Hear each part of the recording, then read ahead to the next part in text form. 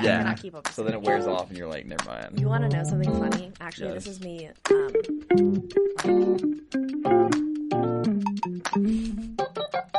I wrote an article and it got published literally about this exact subject. Really? Mm-hmm. Where did it get published? It got published in a nationwide college magazine called Her Campus. And the title of the article, if I remember correctly, was I discovered what love is when telling a 9-year-old why I wasn't in it. Ooh. Okay, do explain. So basically, the premise of this article and the premise of the story is that I was in the car with my little sister, and I got a phone call from a friend. We were not dating. We had not been dating. It was just a friend from high school, college. I don't know. We had known each other for a while. Guy or girl? Guy. Oh, okay. So I got a call, and this friend. Do you know who it was? Yeah. Okay. This friend Do I know who it is? Uh-huh. Cool. So I guess that narrows it down. High school. Okay. This friend called and said, you know what? I think that you and I should go out, and I think that we would be a great couple, and I think that we could totally like make a relationship work.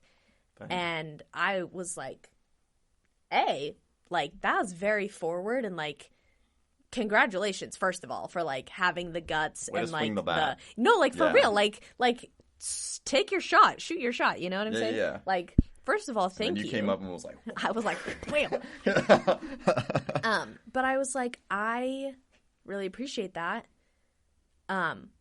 I want to have a like full length conversation with you about this. Yeah. I am in the car with my sister right now. I'm not mentally prepared to have this conversation right now. Right. So like, let me give you a call back sometime later. For sure. I hang up the phone and I didn't realize that I said it out loud, but I was like, oh, poor guy. Like that, this is going to suck. And my sister was like, well, why'd you say poor guy? And I was like, well, because, and like, and I was like, okay, I have to explain this in a way that a 9-year-old is going to understand. Right. And so I can't be like, well, it takes a long time to fall in love and blah, blah, blah, blah. I was like, I have to break it down, make it simple. Right. You got to give her like something. Yeah. It's concrete, simple for a 9-year-old to understand. And so I was like, well, there are 2 things that you have to be willing to do in order to be in love with somebody, and I'm not willing to do either of those things for this individual. And so that means that I can't love him. And she was like, okay, like, what do you mean? And as I was like explaining it, I was like, dude, this is so true. You have to 100% be willing to support their dreams, goals, aspirations, and desires. Mm-hmm. Be there to cheer them on, do all of those things. And number 2, you have to be willing to carry all of their baggage with you as well. If you're going to be in a relationship, especially a marriage, you have to be willing to put a hand on their baggage and pull it with you. Right. And this individual's goals, dreams, and aspirations, I was like, I'm not really interested in, not that I wouldn't be supportive, but my heart wouldn't be in it for you. Right. Like you're headed in a different direction. You're headed in a different direction. I can't really support you. Yeah. And B, this individual had some baggage that I wasn't willing to deal with.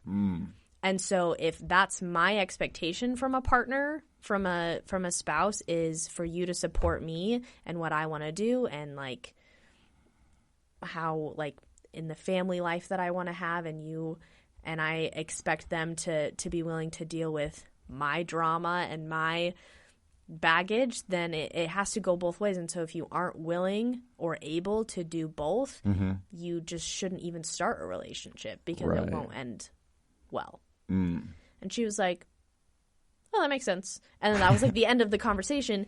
And it totally gave me, like, explaining it to her gave me exactly what I needed to then have the conversation with him and be like, look, the direction that you're planning on going in your life is not the direction that I'm interested in going in. Yeah.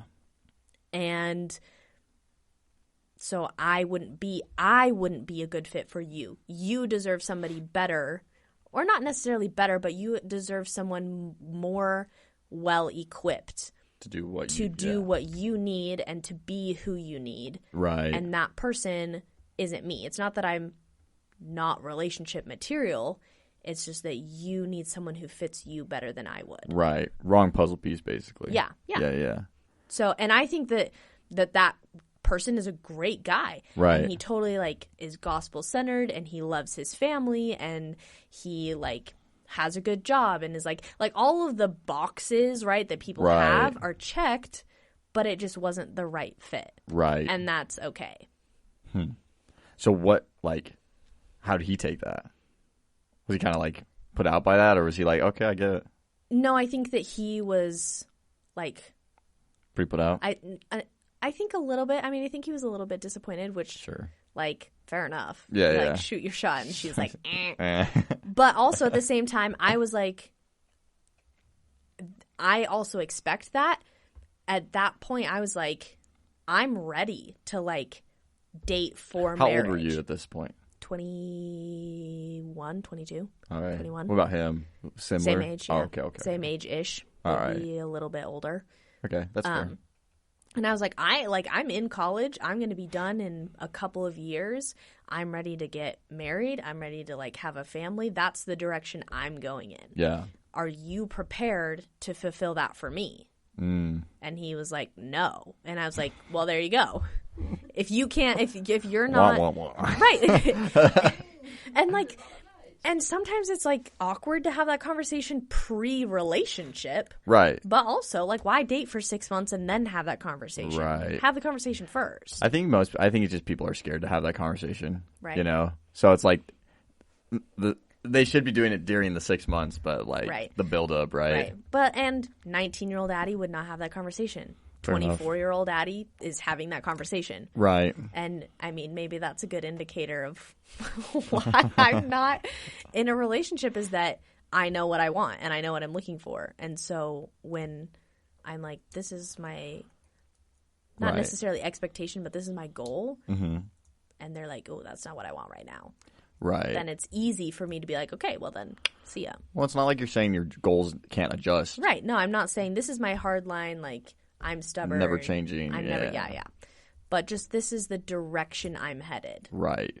Can we go that way together, or are you going somewhere else? Well, and I don't think a lot of people take the time to ask themselves those questions. Right. And, like, in advance and go, okay, like, what are some of my goals? What do I want to accomplish? What do I believe in? What do I, you know what I'm saying?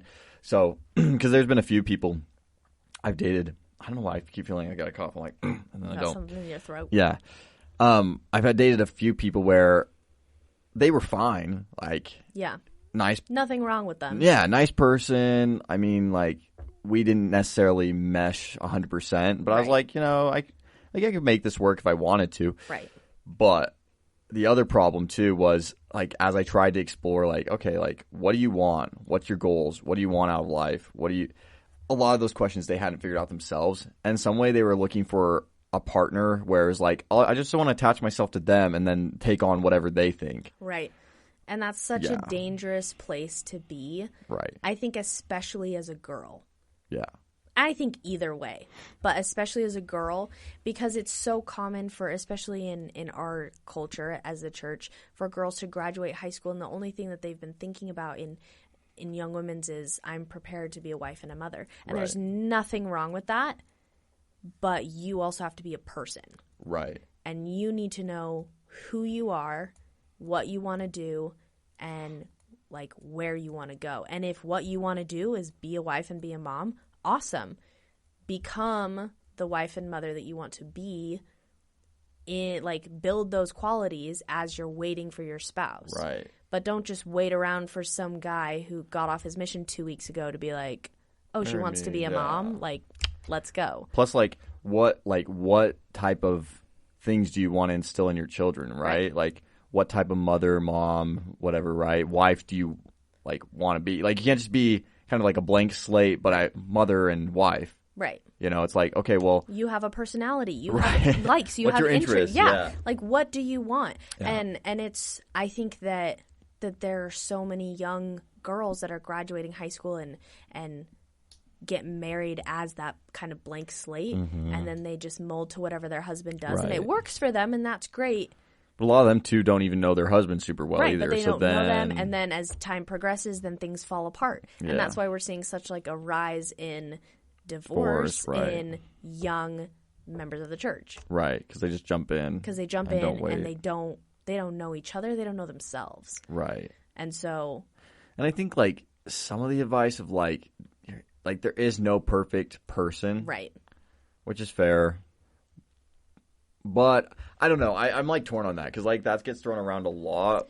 Right. But also, it's hard to combat it. Because on one hand, right, there is no perfect person. And, right. No one's perfect. And you kind of have to – you do have to realize that, you know, you have to pick and make choices and find somebody and move forward. Right.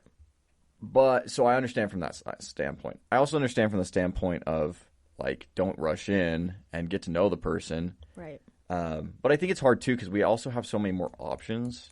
Like, you know, we got dating apps, we've got social media. Like, at one point, you know, 30, 40 years ago, you know, you were in your community. And that's who you and that was it. That's who you date, that's who you marry. Yeah. Right. Well, and, like, my parents, they dated for 6 weeks, and then they got engaged, and they got married 6 months later. Right. And they are so in love, and they're such a great, like, example of a great marriage, of a great relationship, of a Christ-centered, like, celestial marriage that, like, I had such a good example growing up of what that looks like. Right.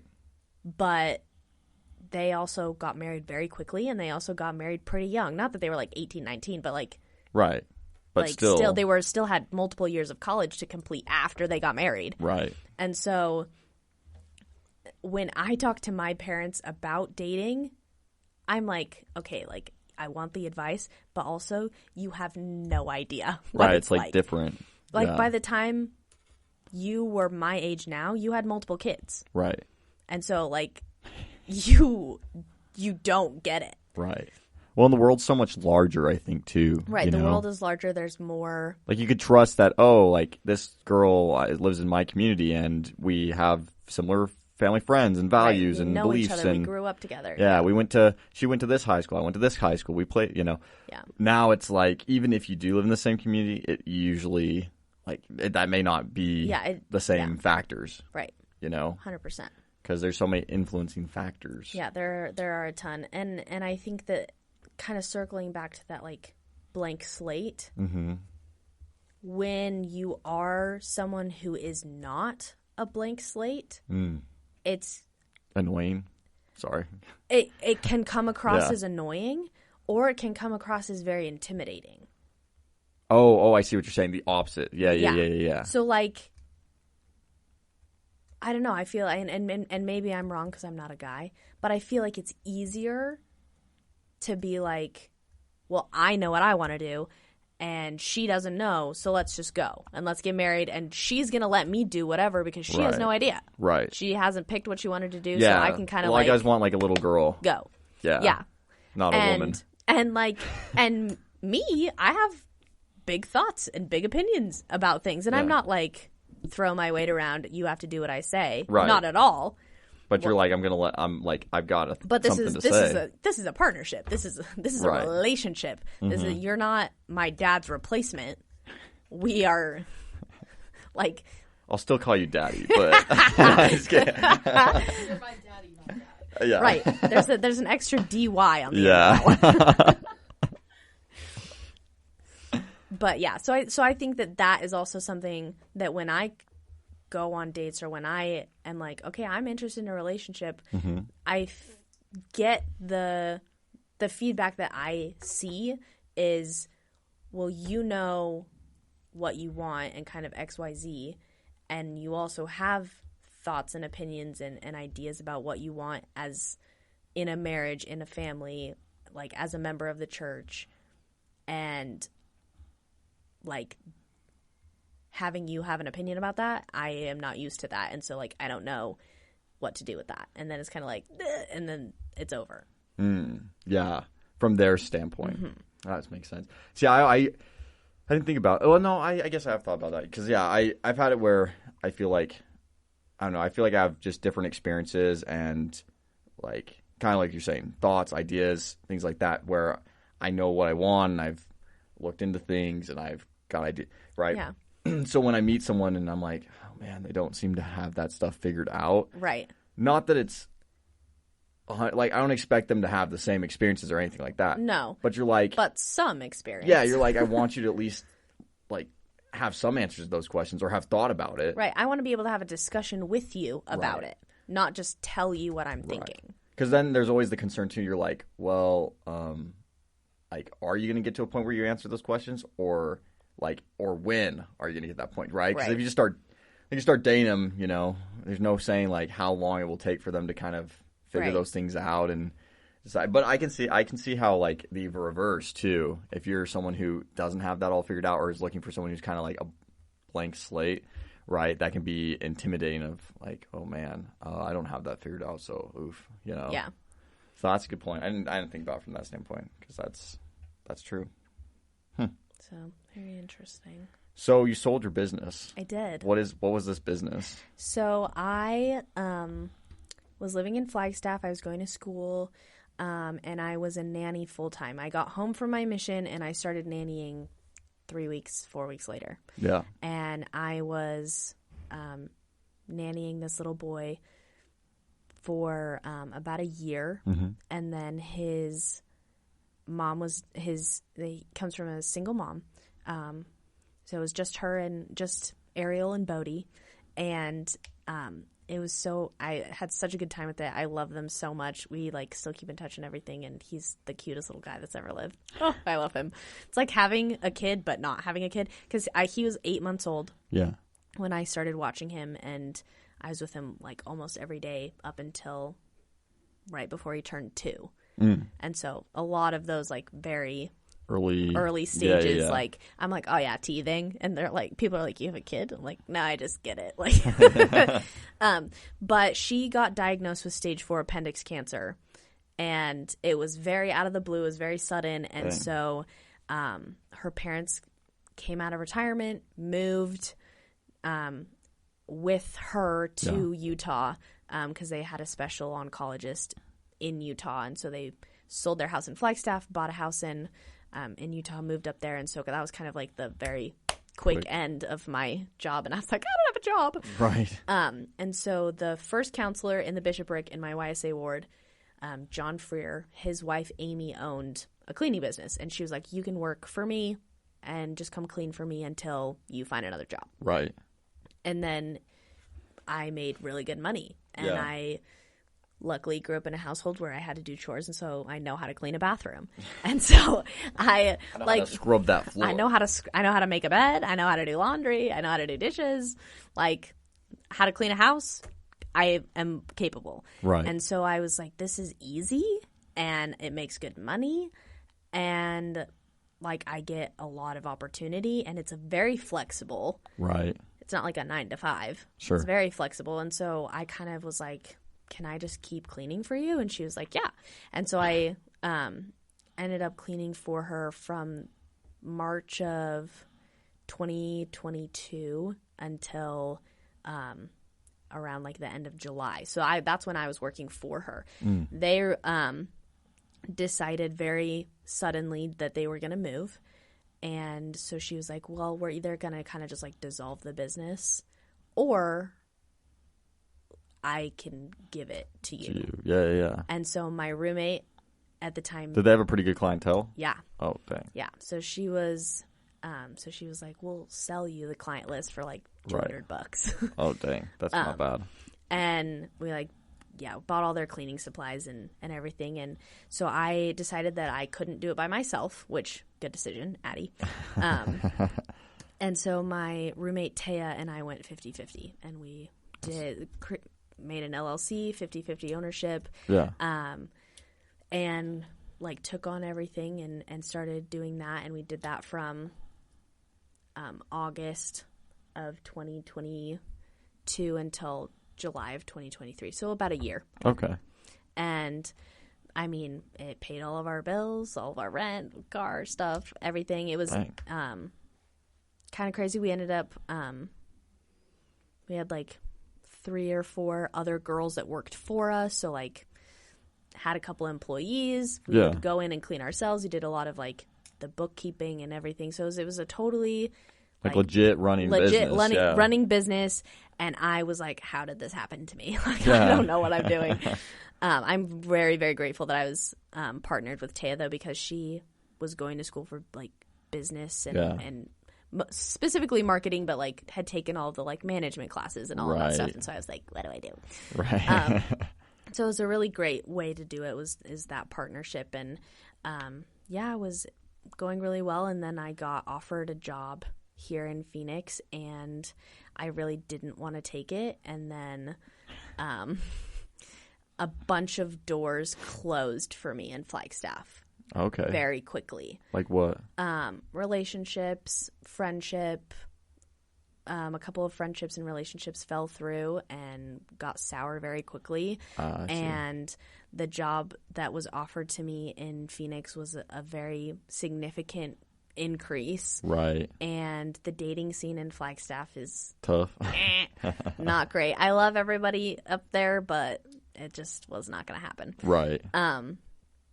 And all of a sudden our lease was up. Like it just kind of like everything was like, and you're moving. Yeah, it's like the doors just were like closing. Heavenly Father was like, you're not going to make the choice, so I'm just going to close all these doors for you. It's like, you don't have a choice. And so you said, end myself there. So I decided to take the job, and I worked both jobs for May, June, and July. So I was working 40 hours a week at my new job, and I was managing, running, and cleaning. Where were you cleaning? In Flag. So I was back and forth. And I was week here, week there, week here, week there for 3 months. It was insanity. That probably sucked a little it bit. was not fun. It was very stressful. But Tay and I ended up selling the business. Yeah. And then we closed down all the accounts, split everything up, and tied in. Who'd you sell it to? Did you sell it to someone else or just? Taya's parents have a lot of like fingers in a lot of different just niche groups. Her mom helps produce the show Escaping Polygamy on Hulu. Nice. And so the girls that we sold. Yeah, we got to bring Taya's mom on. You should. Yo, bring her on. We'll do you three. Us three together. Yeah. So the girls that bought the business from us. They're polygamists, aren't they? Yeah, are escapees from polygamous families. Oh, escapees. Mm-hmm. Oh, I guess it is Escaping Polygamy. Yeah. So I guess not. Girls For some reason, I thought it was a show about like getting into polygamy. No, yeah, Escaping Polygamy. So, yeah. So Are they like forced into polygamy, I guess? Well, it's just like the way that they grew up. You're born into it, and then... Do you get... No. Like if you're you don't get married to the guy who's your dad. Yeah, no, but like they'll marry you to somebody else. So both of them are like. Dang. I don't know them well enough to be like this is exactly their story, but I know that both of them were married previously, and that both of them are younger than me. Okay. All right. Well, we definitely got to get these. We got to get Taya and her mom on here with you. That would be crazy. Well, here's another plug for the fam. Taya's mom and dad wrote a book. About polygamy? So he was an undercover cop for the city of Mesa for 25 years. Hype. White supremacist groups, and so he wrote a book about like white supremacy and like what goes on in the world that we don't see because we just like don't know about it. Mm-hmm. So they wrote the book together on like their experience with him being undercover. Where do they do? And maybe you don't know, but like, do they lean pretty like what way do they lean pretty heavily when it comes to like, are they like, do they, based off his experience in these like white supremacist groups, do they feel like there's like a lot of like racial tension or like the reverse or like? I think that he definitely would have like a lot to say on it. Yeah. And I definitely would not be like, I know exactly what he thinks. Right. But I think I read his book and from what I read, it was just like absolute shock that exists in the world. Right. There's still, there's people that think that way. And just like disgust that is what's going on. And so the book is called The Hate Next Door, and it just like talks about how everybody can like fight the hate of white supremacy. Like, right, you should not be a white supremacist. Right. So yeah, very interesting. They have a very, very interesting life. Yeah, that'd be interesting because, like, I think those terms get thrown around a lot. Oh, totally. And people don't understand what they are. Right. And, like, even reading the book, I am not, like, fully in the know of what that entails and everything. Right. But because, like, when people say, like, you're racist or, like, you're white supremacist, like, there's probably a lot of things that, like, he would probably say, like, that's not. He'd be like, and no. there's probably, and then there's things like you'd be like, no, this is what it is. Yeah. That'd be interesting. Here's an opinion on that because that gets thrown around a lot. It does, yeah, and it totally gets thrown around a lot. And I think that there is a lot of it that's like, you don't know what you're talking about. Yeah, it's like you're just making it. You're just throwing words out. Yeah. No, totally agreed. So what did you graduate in? I got my degree. The official name of my degree is a Bachelor's of Arts in English with an emphasis in literature. My main focus was publishing. So, like, editorial and publishing, like, that end of the English, like, world. Right. So... It's kind of a cool emphasis. Yeah. I did the... I did the literature emphasis. They don't have a publishing emphasis. So, like, you have, like, the Bachelor's of English. Right. And then you can do, like, creative writing or... literature or like rhetoric or something, like analysis of language, and I was like, no thanks. So literature was the one, and that was just easiest. You just take a bunch of literature classes, read a bunch of books, check. Right. I can do that, no problem. Yeah, you're a big reader. Yeah, so I did that, but as I was going through the program, I realized that editorial and like the publishing side was like what I'm the most interested in. Not that I have zero interest in writing, but it's not like my life passion to write a book. Right. So. I feel like people who say that always end up doing it. You know what I'm saying? Who say it's not their life passion? Yeah, their life passion, then they write a book, they're like, okay. He said, I guess I was working on it. I guess I'll do it. Yeah.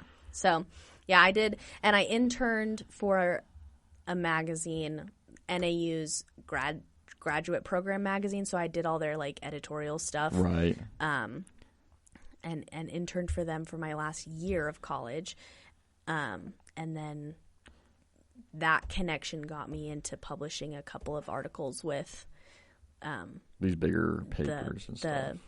With Her Campus, and then that was kind of the end of it because I was running the business and I didn't have time.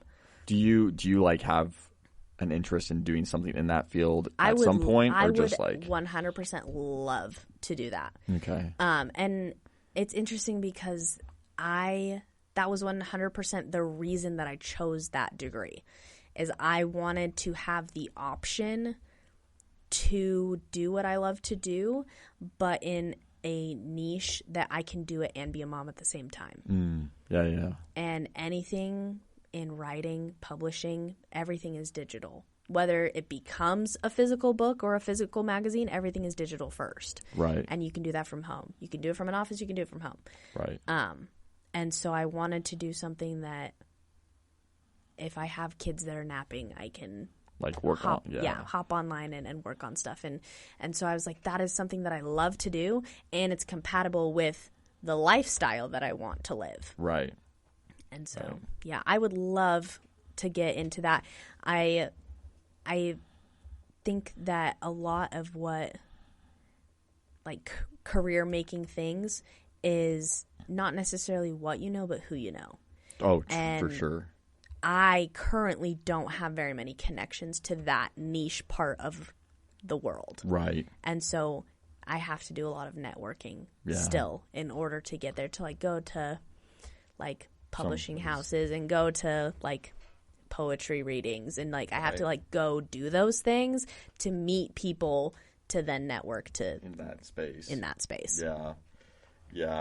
No, that's a cool field though. Like, you know, that I like a lot of people are always like, oh, I want to be a dental hygienist or whatever, right? But like, I don't know why I attacked that field. But, he said #hate dental hygiene. Dental hygienists can stop.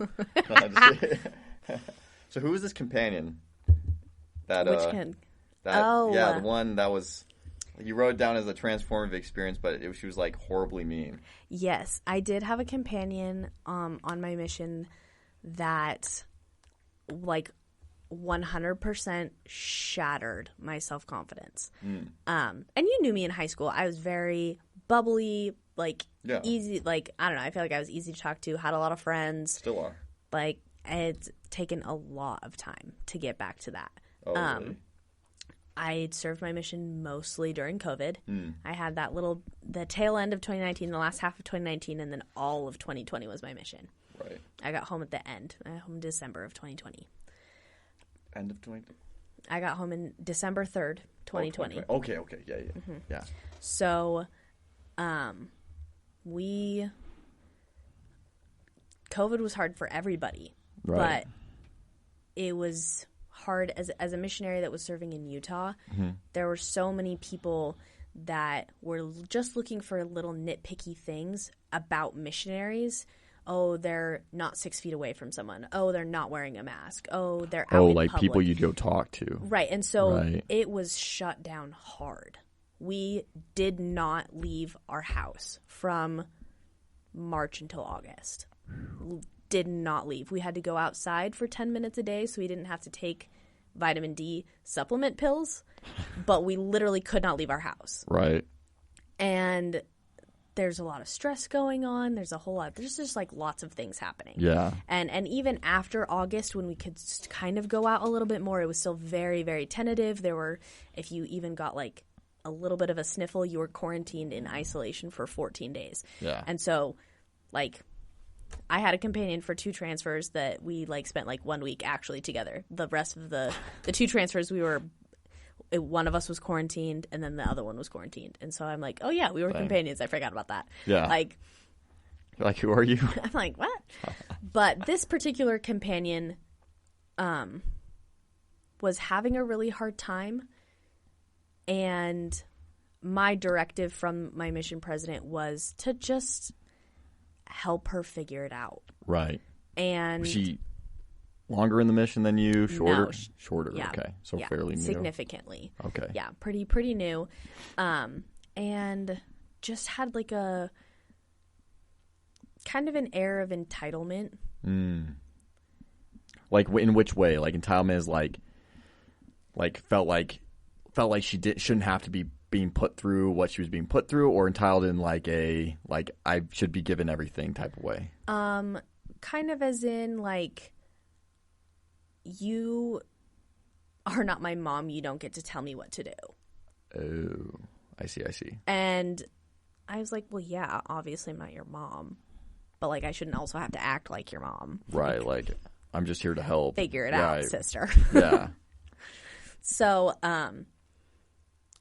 she was just very, very, very good at making comments like so under the radar that you were like, wait, what? Was that directed at me? Right. And then it like, just like you think about it and you're like, oh my gosh, like she hates me. Right. And like were they like personal like things? Personal digs. And I'll give an example. This was kind of like the most shocking of all of them. Yeah. We had like a full-length mirror in our room, right? Yeah. You know, get ready for the day. Got to make sure the fit looks fire. Yeah, of course. Not that we're leaving our house, fit but... check. Hey, doesn't matter if you're going out or not. I know, now I can go sit at the kitchen table and... read my scriptures. And I was sitting on the bed, and she came in and like kind of like checked herself out in the mirror and was like, I am just so glad that I look like me, because if I didn't look like me, then like how could you even like live with yourself? And we were like nearly exactly opposite. Like dark hair, light hair, dark eyes, light eyes. And at that point in the mission, I mean, like, I had gained weight in the mission because A, it's Utah and everyone feeds you nonstop. Right. B, it's COVID. Right. And C, you just like, you don't have time to worry about that kind of stuff. Yeah. And she would just like make comments about that specifically Right. very frequently. Right. And I was like, what? Yeah. Like, are you saying what I think you're saying without actually saying it? Right. And I was like, ma'am, like you cannot just be like, you ugly. Like, right. Like that's not nice. Yeah, like in low-key way trying to be like, I'm so glad I don't look like you. Yeah, right. I'm so glad I'm not you. Right. I'm so glad I'm me. that I'm better than you in literally everything. That's so lame. What the freak? I was like, huh? And it was just like it was so wild because I had never experienced that before. Right. I had never experienced someone like very openly being like, I don't like you. Right. As a person. Mm-hmm. And I was like, what? Yeah, someone just like, not liking you because of like for no reason. And yeah, like in high school, I felt like I was very well liked, that I was just like nice and fun to be around, and all of a sudden I became very self-conscious, and and she was like, "Oh, the way that you talk is annoying," or like, dang, no, like I'm. This companion never got sick. I was like coughed directly into her mouth. There's like razor blades in her food. No, but just like would make comments like coughing that. Blood. Or like, you really think that you're all that, don't you? Or like you know that like being a missionary means that it's not all about you, right? And I was like, girl, I have been here for so much longer than you. Like, right. What do you mean? I was like, huh? And so yeah, that companionship was so hard because it was the first time that I was like, I just don't like you. Right. Like, you're just mean. Like, there's no way to make this work. Like, yeah. You don't. And I had several companions that I wasn't like besties with, but like we got along. Right. And like if there were differences, you work through them, and that's just how like life is. Like, you have coworkers that you don't get along with, you have family members maybe that you don't get along with, friends that you get into arguments with. Like, right. A big part of your mission is learning how to deal with people. Mm-hmm. And for that one, I was like, I have no idea what I'm supposed to do. The worst part too is when it's passive like that, is there's just this under the radar like tension, and like every time something happens, you just want to be away from them even more. Yeah. And then you have to be there, so then you're just like, I hate my life. Yeah. You can't say anything because they're like, I never said that. Yeah, I would never. Right. There's no addressing it. Yeah, you can't. You like, know? You're just reading into it wrong. Right. At some point, you're like, could you just punch me in the face so we could like actually fight about this? I would rather like you yell at me and tell me that you hate me than to have like these like little passive issues. Right. So when I came home from my mission, I was like very self-conscious, and I was very quiet, and I was just kind of like. Yeah, broken down by it. Yeah. And I tried really hard to be like sticks and stones may break my bones, but words will never hurt me. Right. And like, it's just not how it is. It's just not that way. Yeah. And I had to like, be like, you know what?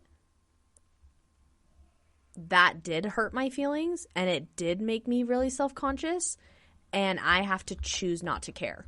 Right. And I have to choose to say, you're actually wrong. Right. You don't know me that well. This is the person that I am. Right. And just because you don't like her doesn't mean that she's bad. Right. Yeah. And to take that mindset into the rest of my life. And it's kind of that this is who I am.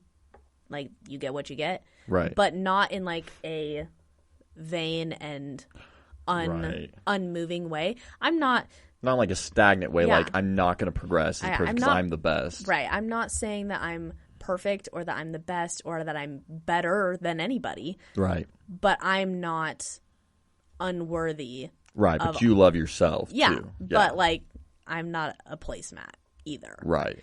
And I was really lucky to be to move into my second apartment in Flagstaff with my friends Carly and Taya, and they were so instrumental in the, like, do you not realize how, like, you, like, think about yourself? Do you not realize how you talk about yourself? Like, right.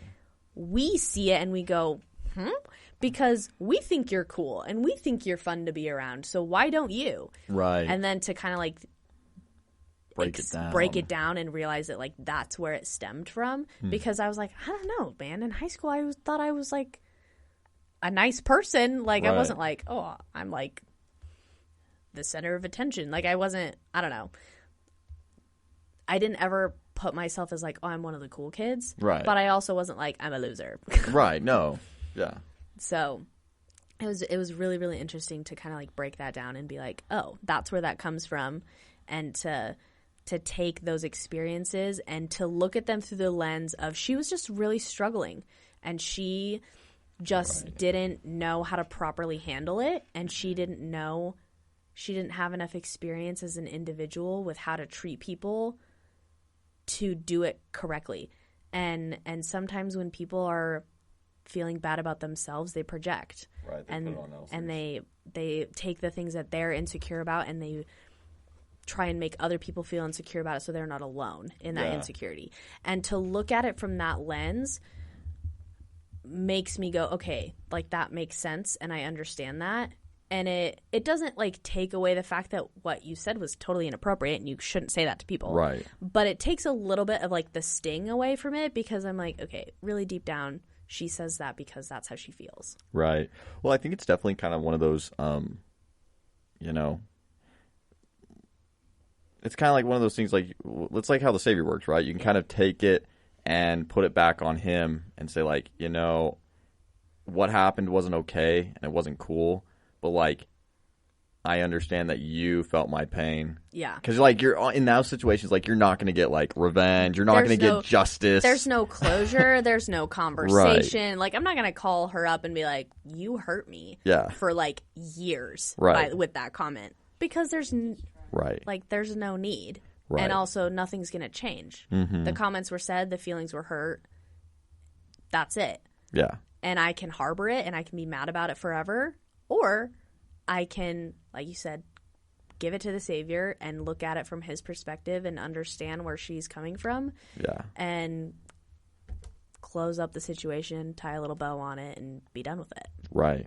Well, I had a similar situation a couple times, but almost like it was just like a mental shift of one where, like, what you thought you knew and what you believed, like whether it was what you believed was true or not, in your mind changed or shifted because of external factors. Mm-hmm. And you know, it gets you thinking for a while for sure, where you're like, wait, am I just, like, dead wrong about this? Am I, like, wrong about everything I believed? Like, is this true about myself? Am I the problem? Yeah, am I the problem with, like, what's going on? Is this why these things have happened? Right. And so you just, like, you can sit in, like, a big quandary for a while. But then, yeah, it really is, like, once you like, and usually there's people outside who then, like, help you go, no, like, you need to look at it this way. Right. Oh, I get it. Yeah, that right. makes sense. But yeah, it's very interesting how a lot of times it does boil back down to the other individual, and more often than not, it's their insecurity or their inability to feel or love or care about themselves in that way, or their issue that they're having in the moment. Mm-hmm. And yeah, I don't know why sometimes people, although I don't know, it sucks in the moment, but then also it's kind of a good thing in the long run. Yeah. Because I feel like people who don't experience that, like, it's like I feel like I'd rather have experienced that at a younger age than older. Right. Right? Right. Because it's like, because I just think, one, it makes you, like, it opens your eyes down the road for other future events where you go, oh, so-and-so acted out this way, or this group did this to me. And you realize quickly, you're like, okay, rather than going, what did I do wrong? Let's look at it real quick. Okay, that's because they're doing this because of these factors. Right. You can all of a sudden see things from a wider perspective as you have experiences. And in the middle of all of that, like, that's like the first year and a half, almost 2 years that I was home from my mission. Yeah. And so what's the first thing that people are like, oh, you're home from your mission? What's next? Yeah, marriage. Dating right? and marriage, yeah. right? And so all of a sudden I have all these really deep insecurities. And then all this pressure. And then all this pressure. Yeah. And then all of these, we go on 1, 2, 3 dates, you kiss, and then I go, okay, like, what's the next step? Are we getting into a relationship? Like, how are we going to make this work? And then it was always, I'm actually not looking for anything serious right now. And to have that over and over and over and over again, I was like, starts to compact those feelings. Was like, yeah. What did I, like, what is wrong with me? Like, why am I not good enough? Mm-hmm. And this is like so dumb. And I like, I remember crying to my mom on the phone about this. And I was like, I just don't understand why I'm like fun enough to hang out with, cute enough to make out with, but just not good enough to date. Mm. And she was like, you cannot think about it like that. Right. And she's like, if that really is how you feel about it, don't date for a while. Mm. Yeah. And like figure out why you feel that way. Right. And like start there. Yeah. Because if that's how you feel about yourself, then that's how other people are going to see you too. Right. And so to like go back and like really pick that apart and see that epicenter of the issue were those comments. Mm-hmm. Then all of a sudden it's like, okay, it's not these poor guys that went on 3 dates and then they're not thinking, oh, she sucks, like she's the worst. It's just, you went on 3 dates, you're not looking for a relationship right now, cool, move on. Right. They're not there, right? Yeah. They're not in a place where they can get there or whatever. Yeah. It's not you per se. Yeah, it's not just because I'm the common denominator right. of the dating. Right. Doesn't mean that I'm the problem. It just means that it's that you're there and they're not. Right. Right. No, totally. Yeah. And so it like just 100% changed the way that I looked at everything. Mm-hmm. And to realize that and then to work towards getting back to where I was, which I kind of am like, oh man, for a while I was pretty upset. I was like, I can't believe going on a mission made that a detrimental thing instead of like a positive. And then I was like, I can't look at it that way. It's not a detrimental thing. Going on a mission didn't wreck my self-confidence. Right. This companion made an impact that was detrimental for a time, but I now have a broader perspective that I would not have had if I didn't experience that. And it's all it's all the way you look at things. Right. This short-term negative impact led to a long-term successful kind of thought process. Right. Yeah. No, I dated somebody, well, actually a couple girls that I dated where I was like, I got to a point where I was like, yeah, I think I really like this person. You know, I could see this going somewhere. And then it didn't pan out. Like those definitely, like instances like that definitely rock you where, and it depends on your who you are as a person. Like for me, I tend to always be self-reflective first.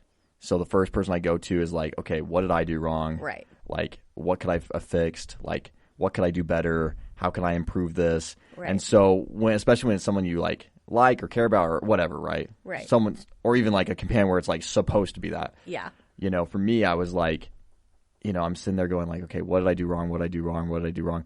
And it was like family members, you know, Mikkel was one of them, you know, telling me like, dude, this is not a you problem. Right. Like, right. Oh, that girl was crazy. Yeah, it was not you. Like, these were choices that they made. Right. And you tried to react and do your best with it, and it didn't work out, and they didn't want it to work out. And if they had, it would have worked out, right? Right. If he wanted to, he would. If she wanted to, she would. Right.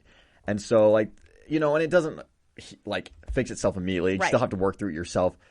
But then over time, too, like, you start to realize you're like, okay, yeah, like, that wouldn't have worked for me in the long run anyways. Right. And if they were going to do this to me now, like, I would much prefer it now than later. Later, than when right? we're married and have 4 kids. Yeah. You know? Yeah, like, or they said this and then they did the opposite. So obviously they don't know what that means that they said, or, you know, they're not a really honest person, right? Right, yeah. You pick up on things about people. Yeah, and I think that you also, like, come to, like, draw really hard boundaries for yourself. Yeah. Like, I never again will date somebody who, like, if I find out that you lied to my face about something, that's like a hard line for me. Right. Because it's happened. And because there have been several instances of close relationships where, like, I ask a question point blank and you lie. Right. And, like, that just completely shatters every ounce of trust in any facet of the relationship. Right. Now, I don't trust you with anything at all, ever. Yeah. And maybe that's a little harsh, but that's, like, from the repeated experiences. If you lie, you're done. Sorry. Well, there's a phrase I heard, or maybe I saw it. I don't know if I heard it or saw it, but it said, "Be fast to give your trust, and even faster to take it away." Yeah. And I think that's like, you definitely learn that over time, right? And some people are like not willing to give trust at all, and then you're like, dude, you got a little bit of a trust issue. Like, you got to be willing to give it too. Right. But for me, at least, like, I'm very like trusting. Yeah. Like, if you don't give me a reason to distrust you, I won't. Right. But then as soon as you start showing those signs, I'm like, okay, pull that back. Pull that back. Yeah. You know? Well, and I am loyal to a fault. I will go to bat for you. I will swing for you. I will fight for you. Right. I will, like... Not everyone will, though. I'll get bloody knuckles for you. Yeah. And then you, like, stab me in the back or you lie to my face. Right. Like, there's that... Oh, who sings that song? I think it's... No, I can't ever pronounce his name. Noah Kahan? Kahan? Yeah, I think yeah. I'm not proud of all the punches that I've thrown in the name of someone I no longer know, or something like that. Like, mad facts. Bars. Because, I totally have gone to bat and bent over backwards and done so many things for people that literally could not care less. And, like, that is devastating. Yeah, there seems to be there's a lot of people that don't reciprocate the same level of energy or commitment or loyalty. And I don't know if it's an upbringing thing or if it's probably a little bit of that. Nature, nurture, yeah. And sometimes it's also like they just don't know what it means. Right. Like, you know, you do something and then you expect the reciprocation. And even if you bring it up, they're like, what'd I do? What did I do wrong? Like, I gave everything I had. And you start to realize quickly, like, for me at least, I've realized that sometimes my level of go, like work ethic or whatever it is, right? Not everyone's is the same. Yeah. And maybe that changes over time for that person and they like that increases. But sometimes I hold people to a different standard because it's what I see as myself normal. And so sometimes you have to realize you're like, okay, that person doesn't fit my lifestyle. Right. That's not where they live their life at. Or they don't live they you know, they're not tuned up to that gear, right? Right. And that's it doesn't make them a bad person. No. It doesn't make them like unworthy of anything. It just means it's not a good fit. Right. Whether that's friendship, relationship, whatever. Mm-hmm. Like, one thing for me, like, the gym is a must. Facts. I have to. Facts. Straight facts. Like, mentally, it just, like, makes me happier. Like, I feel better in my brain and in my body, and get that dopamine hit. For real. And also, I am genetically dispositioned to be very heavy. It is what it is. And just like body type, you mean? Just body type, just genetically predispositioned. Yeah. And I used to have such an issue with it because I have several siblings who are predispositioned to be the opposite, literally a something. Pencil. Yeah. And I'm like, what the? I got the short end of the stick on that one. But at the same time, like, everybody's blessed in different areas. So I can't, like, the comparison can't be a comparison. Well, and the nice part, too, is you don't, like, some people take that and they go, like, that's just how I am. So what am I going to do about it? It's like, well, you're, like, this is a bad comparison. But I always say, like, we take a lot, like, let's take sins, for example. Like, just things that we know are wrong. Right. A lot of times we like to compare sins and be like, well, this one's worse and this one's worse. And, like, and this one shouldn't be because it's harder. This person does this, and I only do this, so I'm less bad, right? Right. And it's like, at the end of the day, we all have our thing that's, like, our hardship, our thing that we struggle with, our sin, our whatever, right? Like it may be alcoholism for you, it may be pornography for this guy, it might be lying for somebody else. It may be drugs for this person, right? And not one's better than the other and not one's worse. And like I'm sure if you were like I look at other people's problems and I'm like, well, I'm glad I don't have that person's problem, right? And they probably look at me and go, I'm glad I don't have that guy's problem. Exactly. But yeah, sometimes we start to justify like and depending on what it is, like people be like, oh well, mine's like you can't call this one that because like it's been so hard for me. Right.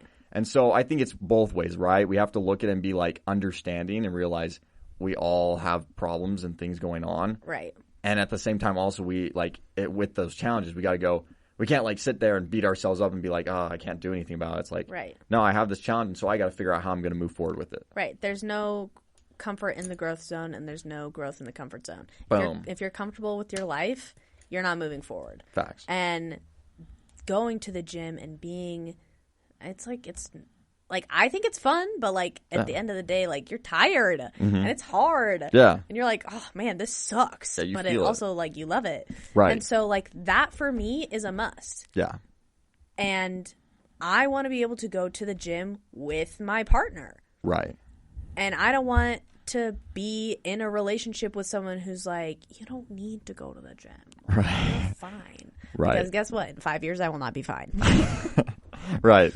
Right. No, I get you. It's like you have your things. It's like this is like the things that aren't gives. Yeah. Yeah. Yeah. And you can, and I think you can have a few of those things, but I also think it is so dangerous for people to be like just flexible on everything. It's dangerous to be flexible on everything, and it's dangerous to have hard lines on everything because you're not going to have exactly the same opinion on literally everything with someone. Like, even if you grow up in the same house, me and my siblings don't have the same opinion on everything. Right. So, like, it's literally not possible. And so to be so stubborn that you won't compromise, that's not acceptable either. Right. And so it's okay to pick and choose a couple things and be like, I want to go to the gym every day and I want my husband to go with me. Right.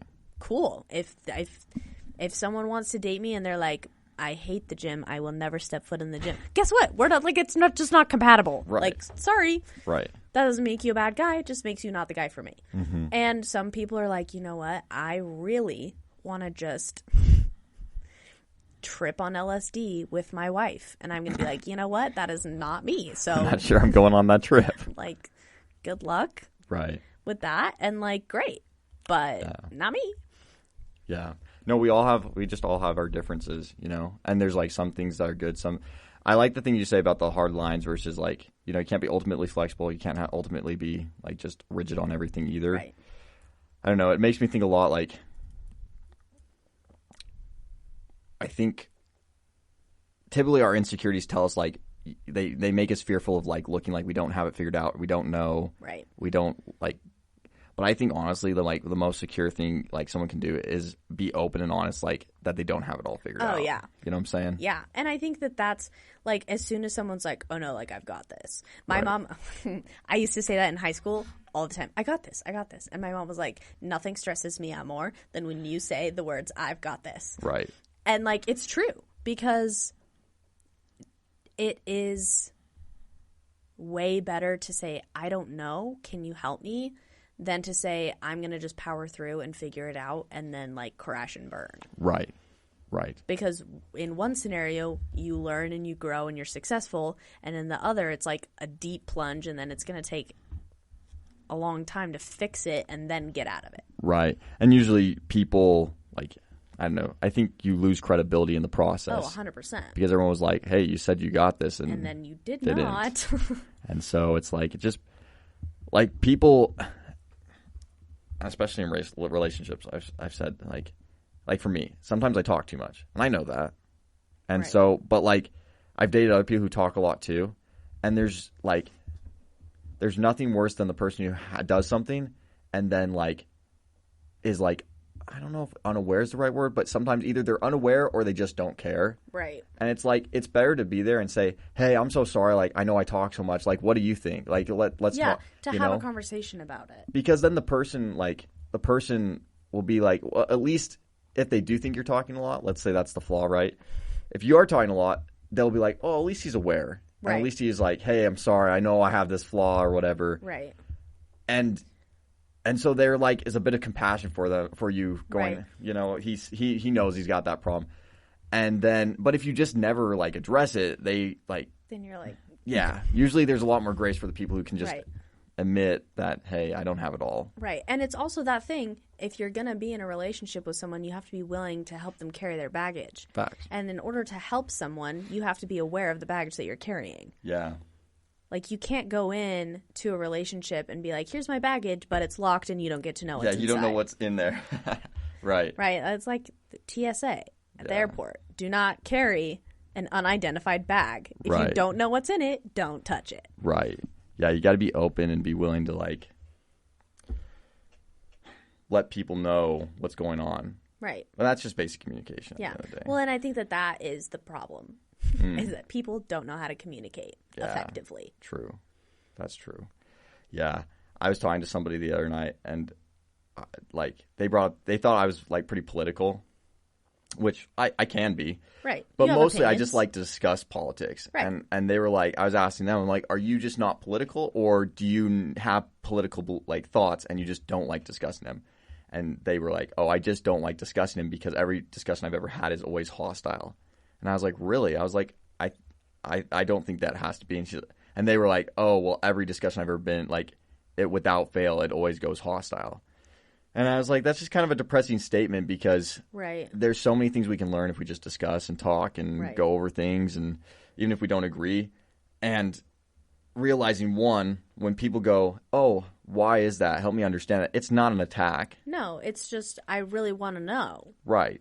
And also realizing that if you don't have the answer and you don't have an answer to that question, that doesn't mean you're wrong. Right. Necessarily. And you can say, I still believe what I believe. I don't have an answer for that. But I'm okay hearing what you think about it. Right. You know, there's nothing wrong with that either. And yeah, we just don't get a ton of that anymore. I think going to NAU was very eye-opening in that department. Because it's not BYU. It's not a church school. It's right. not any school in Utah. It's not any school anywhere. It's not ASU. It's a very, very niche, interesting school. Right. Where there are so many people from so many different backgrounds and so many different political, religious.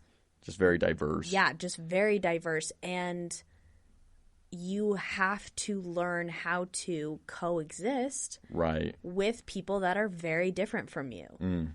And I think that it's a really good thing. Yeah. I think that you have to 100% be very strong in who you are and what you believe if you don't want to be swayed. Right. But I also don't think that you can be so rigid about this is what I think that you like don't learn anything from it either. Right. And I think that that's why a lot of people make lifestyle changes and belief changes in those formative college years is because they are so malleable to other people's opinions. And I think it's a good thing to listen, and I think it's a good thing to understand. Like, you shouldn't just, like, let people talk at you and then, like, not care enough to listen. But you also shouldn't take everything that everybody says and accept it as truth. Right. You really do have to sift through things and make decisions and, like, sit down with what you think and what you know and what you believe and truly take those opinions of other people and sit down and work through them and look for the commonality. Look for the common ground. Where can we agree? Right. How can we be friends? How can we make this work? Yeah, what can I pull from this right now? Right. And understand? What can I do to be better as an individual that will stay in line with what I do and with what I believe, but also helps you to see that, like, I don't hate you. Right. Or right. I don't think that you are, like, the worst type of person. Right. And they're, like, at NAU there's so many, like, protests and, like, They have a lot of debates in like the common areas and stuff. And it's just kind of like a lot of people are very combative, but then everybody else is very standoffish. You just don't talk about it, so you don't get into There's a fight. no middle ground. Right. And I have a sticker on my water bottle, on my hydro flask from high school. Yeah. And it's just a scripture. God is within her, she will not fall. Yeah. And that sticker's been on my water bottle for like 6 years. Yeah. That's the water bottle I took on my mission. It's the water bottle I had in high school. Right. It's like my indestructible emotional support water bottle. You know what I'm saying? Yeah. And I took it to class everywhere. Yeah. And I took it out of my backpack and I set it on my desk. And this kid reaches over and like looks at it. And he's like, "Can I touch your water bottle?" And I was like, "Yeah, sure." And so he like turns it so he can read it. Yeah. And he goes, "Are you Christian?" And I was like, "Yeah." And he was like, "You're really brave." And I was like, "What?" And he was like, "You're like, I'm Christian too, but I would never tell anybody." And I was like, "Really? Why?" It's crazy. And he was like, "Well, you just pick so many fights by being openly Christian." And I was like, "Well, what is it that like makes me openly Christian?" And he was like, "Well, you have a scripture on your water bottle. Like that's like screaming Christianity." And I was like, "I mean, I guess like that wasn't the intention of the sticker on the water bottle." Right, you're just being you, right? And he was like, "I just think like just the fact that you even pulled that water bottle out of your backpack and didn't like unzip your backpack and like drink it from inside the backpack is just like so brave." And I was like, "Why would I drink it from inside the backpack? That was so inconvenient. I do not care. Like, I don't care about the confrontation enough to not pull out my water bottle." But I think that's a sign of like just a sad reality of where the world a lot of people are at. You know, the fear of being who I am or standing for what I believe because of fear of being attacked or fear of being looked down upon. Right. And that's on two ends, right? As an individual, you know, stand up for what you believe in, be proud of it, right? Be willing to take some of the heat that comes with that. Right. But on the other end too, people in general like realize that we're not all the same and we're all figuring out, we're all different places and different people, and we can work together to figure things out and get a lot further than we would alone, you know? Yeah. Find common ground. Be happy. Be nice to each other. Like, it's really not that hard. It's that easy. Yeah. Instead of looking for differences, look for commonalities. Look for similarities. Oh, you like to read? I like to read too. You know? Yeah. Like, she's the man. Do you like cheese? My favorite's Gouda. Like, pick something stupid. Yeah. And you like Disney movies? Me too. No way. Cool. What's your favorite one? You know, like, all of a sudden you're having this conversation about a Disney movie and you don't have to fight about who you're voting for. Right. You can figure those details out later. Yeah. And, like, maybe don't get into a relationship with somebody who's, like, wildly if you don't differently opinion. Like, if there's not, like, anything other than your favorite Disney movie maybe that's in common, work out. maybe don't date them. But you can still, like, be a genuinely nice human being to them. Yeah, exactly. Yeah. Dang.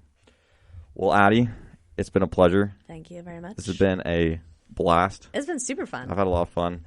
We haven't chatted like this in a bit. It's been a long time, like 5 years probably. Yeah.